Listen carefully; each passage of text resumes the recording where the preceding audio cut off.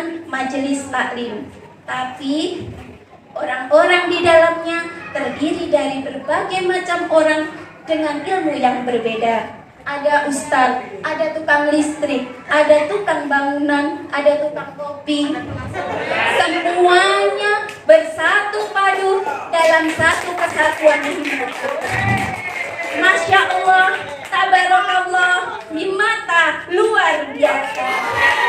Menuntut ilmu itu ada namanya ilmu fardu ain, yang kurang lebih ilmu tentang sholat, ilmu tentang zakat, ilmu haji, dan ilmu-ilmu yang lainnya. Itu diutamakan bagi setiap muslim, diwajibkan harus mempelajari ilmu-ilmu fardu ain. Julusuka sa'atan fi majlisil ilmi la tamassu qalama wa la taqrabu harfan khairul laka min alfi raqabah. Hei Ibni Mas'ud, duduk kamu dalam majlis sesaat tanpa memegang pena dan tidak menulis walaupun satu huruf, maka lebih agung mulia bagimu daripada memerdekakan 1000 orang hadis. Maaf ya, Ustadz di sini Ustadz musola tidak bisa mendidik anak ibu. Tolong bawa dihimata. Di sana ada Pak Nurul, ada Pak Yai Sotik. Nah ini ada Pak Yai Sotik, ada Pak Nurul. Kenal Pak Nurul tidak? Kenal Pak Nurul tidak? Jawabannya ibu tadi begini. Kenal Pak Nurul tidak? Bu, tidak kenal. Kalau mau kenal Pak Nurul, jam 4:30 bangun. Ya, jam 4:30 bangun subuh. Nanti ada Assalamualaikum. Salah satunya saat Rasulullah Sallallahu Alaihi Wasallam bersabda, "Talabul ilmi faridatun ala kulli muslimin." Yang artinya menuntut ilmu itu wajib atas setiap muslim. Hadis riwayat Ibnu Majah. Hadis ini adalah dalil wajibnya setiap muslim untuk menuntut ilmu agama. Makanya kita diwajibkan untuk menuntut ilmu agama, terutama ilmu yang berkenaan dengan amalan yang fardu ain. Misalnya puasa. Puasa adalah kewajiban bagi setiap muslim, maka mempelajari ilmu tentang puasa adalah sesuatu yang wajib dilakukan. Dalam hal ibadah misalnya sholat, maka ilmu tentang berwudu juga harus dipelajari. Apa itu ilmunya Bapak Ibu? 1. Kita niat beribadah karena Allah. 2. Silaturahim. 3. Menuntut ilmu. Itu semua akan kita rasakan kebahagiaan di dunia dan di akhirat. Tapi kalau semua tanpa ilmu, semua akan sia-sia. Yakni la tuqbalu, tidak diterima. Itu kalau kita beribadah tanpa didasari dengan ilmu, maka ilmunya ditolak. Nah, sekarang apakah beda orang yang memiliki ilmu dan yang tidak memiliki ilmu? Hayhata, jauh sekali bedanya, ya, jauh sekali. Karena seperti sholat, kita ketika sholat akan melakukan sujud, ya, tentu orang yang berilmu mengerti ada berapa sih rukun sujud itu, anggota sujud maksudnya, ada berapa? Coba para jemaah, ada berapa? Yang bisa angkat tangan jawab, ada hadiahnya di panitia, diambil sendiri, saya tidak tanggung. Maka dia mensuapinya, tapi si nenek tua ini mengatakan, "Hai anak muda, kamu siapa? Kamu bukan orang yang kemarin." Karena Abu Bakar ini orangnya agak kasar, walaupun punya akhlak yang mulia, tapi agak kasar sedikit, lebih lembut Rasulullah SAW. Maka aku adalah penggantinya yang kemarin menyuapi kamu. Yang menyuapi kamu kemarin sudah meninggal dunia, yaitu wafat.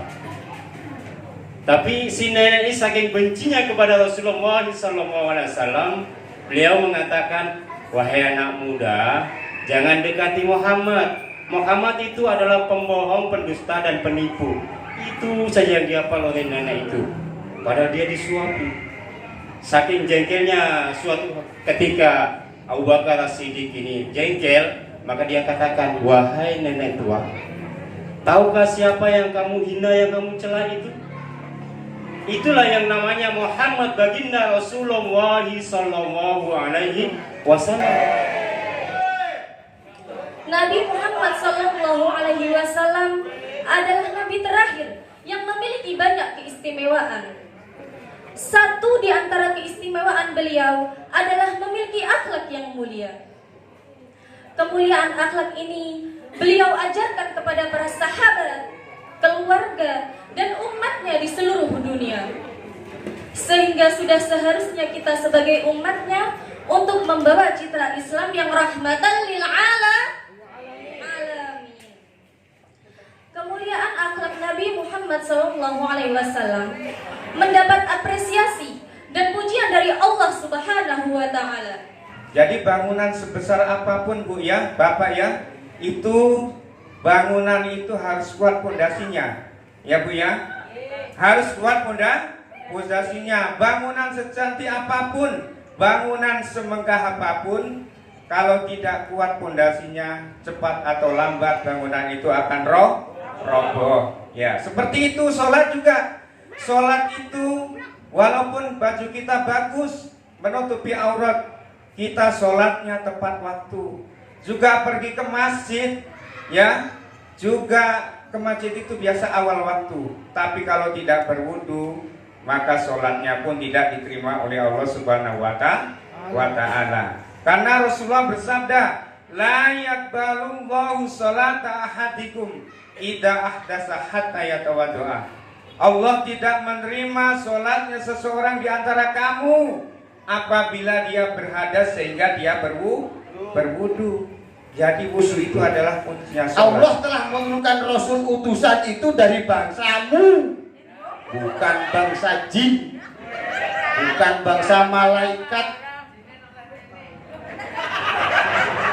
Timbul pertanyaan, seandainya Allah menurunkan Rasul utusan itu dari jin, sungguh ironi, kita menurunkan jin, makan kayak jin, tidur kayak jin, nikah pun kayak jin. Subhanallah, naudzubillah min dzalik. Kita bersyukur kepada Allah karena yang diturunkan oleh Allah itu bangsa manusia. Kalau ini bisa diterima, kita lanjutkan lagi perbincangan kita. Hadirin rahimakumullah, pada pertemuan yang lalu kita telah membahas tentang kemuliaan atau karomah baginda Nabi. Dan sekarang mari kita bahas tentang betapa cintanya Nabi kepada umatnya, yaitu kita semua ini. Betapa besarnya cintanya Nabi kepada umatnya. Sejarah mengatakan dalam perjalanannya sepanjang jalan, kepribadian beliau itu sangatlah sederhana. Sejarah mencatat rumah baginda sangat sederhana. Baginda Nabi pun tidur beralaskan sepelepah daun kurma. Betul apa tidak? Sarapan baginda Nabi 4 butir kurma. Minuman kanjeng Nabi sebotol air kurma.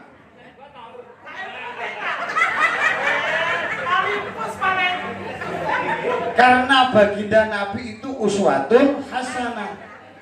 Kepribadian itulah yang diangkat oleh Allah sebagai uswatun hasanah. Allah menguji baginda Nabi dengan kalimat wala saufa yu'tika rabbuka fatardo.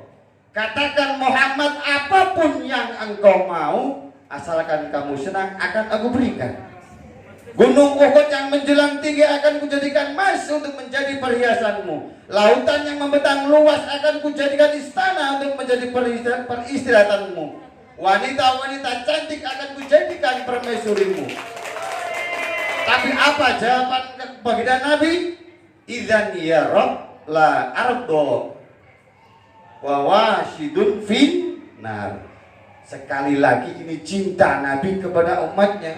Idzan ya Rabb, dikalau engkau memberikan semua itu kepadaku supaya aku senang, tapi aku tidak ridho, tidak senang kalau masih ada umatku yang masuk ke dalam neraka. Subhanallah. Begitu besarnya cinta Nabi kepada kita. Semua manusia yang ada di padang mahsyar mendatangi manusia yang bernama Nabi Muhammad sallallahu alaihi wasallam. Mereka datang kepada Rasulullah Nabi Muhammad, irfa rasa satu jafa. Angkatlah kepalamu wahai Muhammad, angkatlah kepalamu wahai Muhammad. Apa yang kamu minta akan aku kasih. Berikanlah pertolongan kepada Nabi, kepada semua yang ada di padang mahsyar. Kemudian Nabi Muhammad menengadahkannya. Di saat itu juga padang mahsyar terasa beda. Itu dirasakan oleh semua orang di padang mahsyar, yang beriman dan tidak beriman. Yang kafir pun merasakannya. Itulah syafaat uzma. Syafaat uzma dirasakan kafir sekalipun. Setelah mendapatkan syafaat uzma, kita mendapatkan syafaat khosoh.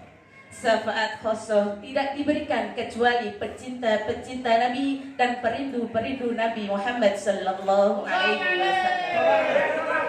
Karena ini penutup harus ramai. Makanya saya tadi bingung. Ini temanya sama semua. Saya mau ambil apa ini? Sudah terlanjur kita mandi sekalian. Semuanya tolak ini. Waduh, ini apa ini? Paling belakangan sendiri harus dihancurkan kalian ini.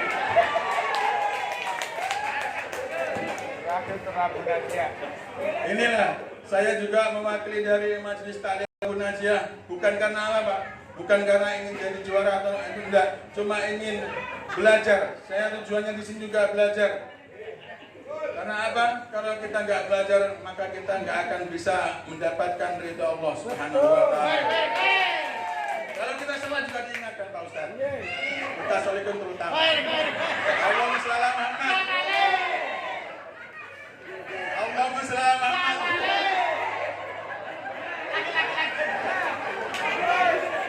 Hadirin wal hadirat rahimakumullah. Saya juga ingin mengatakan pada apakah hukum-hukum yang di Ibu menguasai betul. Contohnya babakan nifas, apakah Ibu sudah paham betul? Kalau sudah betul, alhamdulillah bapaknya tidak berkewajiban. Kalau ibunya nggak bisa, bapaknya yang berdosa ini. Betul. Karena kalau ibu nggak bisa, bapaknya nggak bisa, bapaknya yang bertanggung jawab. Ini kan ilmu, harus disampaikan juga loh. Jadi babakan nifas itu harus paham betul Bu. Karena apa? Karena itu berkenaan dengan sholat. Kalau kita nifasnya haidnya nggak pas, darahnya nggak tahu, lah kita asal sholat percuma kita sholat kalau memang nggak tahu. Kalau memang nggak tahu, tanya kepada bapaknya. Kalau bapaknya nggak tahu juga, harus cari ustadz untuk ngasih tahu. Di kitab Muhimmatun Nisa juga ada. Apalagi sekarang zaman modern Pak. Anak kecil-kecil baru umur 10 tahun sudah datang itu tamu bulanannya itu. Nggak tahu sudah. Nggak tahu ini apa ini Pak Landa. Makanya sebagai orang tua harus tahu betul Pak. Apalagi kalau anak perempuan itu minimal berapa umurnya? 9 lebih berapa Pak Ustaz? Nah kalau mubtadi'ah gue rumah itu gimana Pak menjelaskannya Pak? Harus tangan sebagai orang tua. Makanya ini yang mendasar itu. Jangan kalau Bu, kalau nggak bisa laki-lakinya. Kalau suaminya nggak tahu, harus kewajibannya memainkan ustadz yang tahu untuk mengaji istri. Ya, ini bukan masalah aib bukan atau apa.